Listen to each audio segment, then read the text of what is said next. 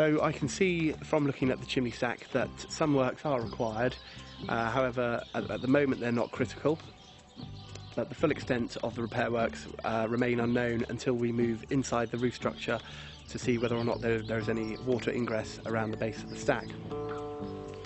Looking at the chimney stack, around the base of the stack there are mortar flashings, and I can see that they are old and cracked and defective, and that is a likely source of water ingress. If we have a look at the shared stack on the right hand side, in complete contrast there are nice new LED flashings around that stack. Moving back to the left hand stack, we can see at the top of the stack the cement flaunching into which the chimney pot is set is also cracked and defective, and that needs replacing.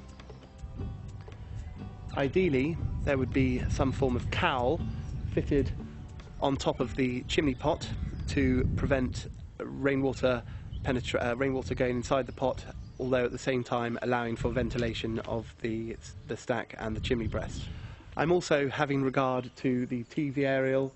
Quite often there's corrosion or general deterioration of the metal elements. In this case it's not too bad, but of course they do require ongoing maintenance.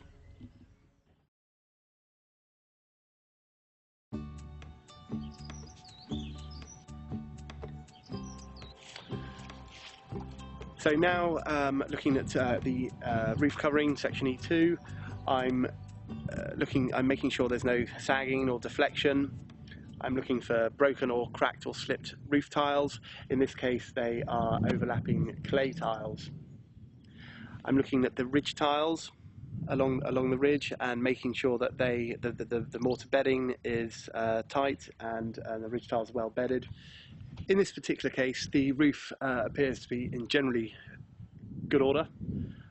Some of the ridge tiles may be slightly loose, however it's not significant at this stage. We will now move round and have a look at the other elements of the roof at the rear, where there is also a lead valley gutter, and they can generally be problematic. So here I'm looking at the rear roof slopes. There is quite a limited view, although if I back into the hedge here I can see most elements, and I can see that the lead valley gutter is clear and unobstructed, and I can't see any obvious slipped or broken tiles. However, in this particular case I may mention that ideally somebody would get up there with a long ladder just to be sure of that, but again it generally looks okay from here.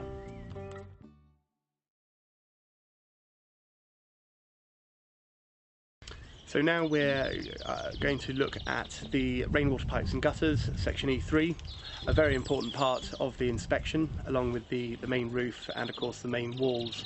There is some damp penetration in the flat, which we will see in a minute, and it's essential to make sure that all the rainwater goods are tight and the water is being discharged where it should be. I see here directly above there is a section of the guttering that has been cut, which may be contributing. I'm also looking for other areas of obvious leakage, missing end caps, etc. It's a lot easier to do this obviously if it's raining heavily, because then you can see where all the leaks are. However, when it's dry you can get a good indication, because sometimes the rainwater goods are stained and the walls are stained, etc.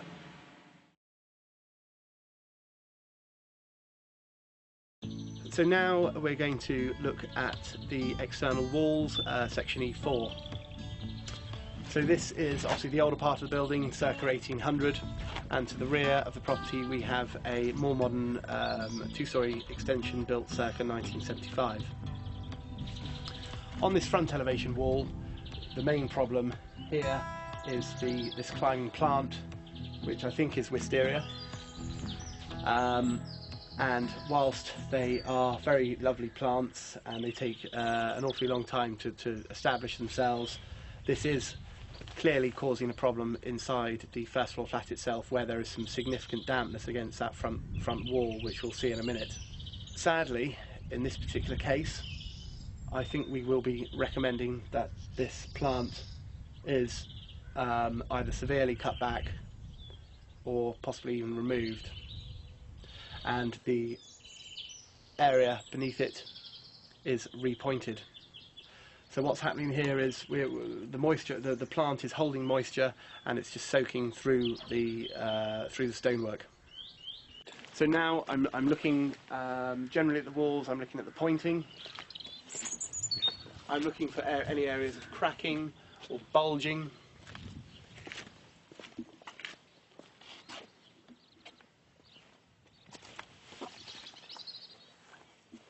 There is some repointing required here on this gable end wall, but not critical.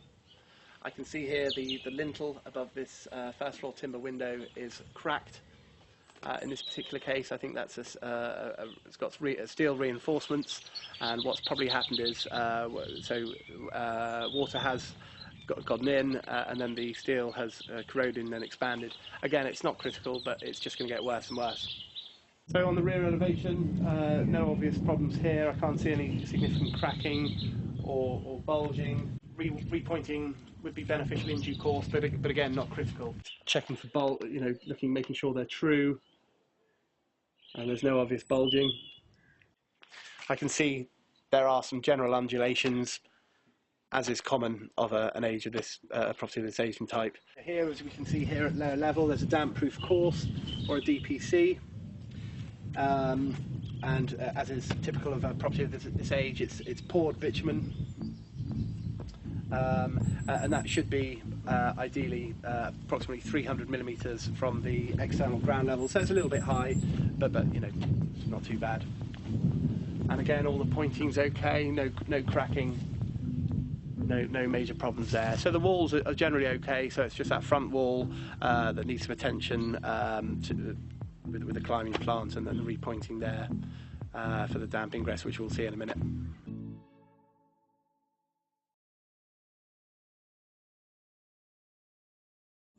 Okay, so now I'm going to look at the windows. The windows are a combination of timber sash and casement single glaze units. I've already noticed some decay to some of them, and I'll climb up this ladder now and we'll have a look at that. They're generally quite well made, so we don't like to recommend replacing the windows. We try and recommend repairing them if it's all possible, because they're generally quite well made, the older sash windows. So here on this window there's a little bit of decay here. I might give them a bit of a prod with a screwdriver. It's not too bad, but it does want to be the section cut out and filled and then redecorated.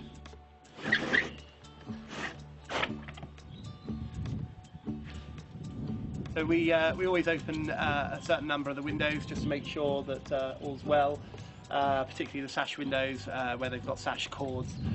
So this one's a little bit stiff, but when it's given a bit of an overhaul and redecorated, they need to be eased at the same time.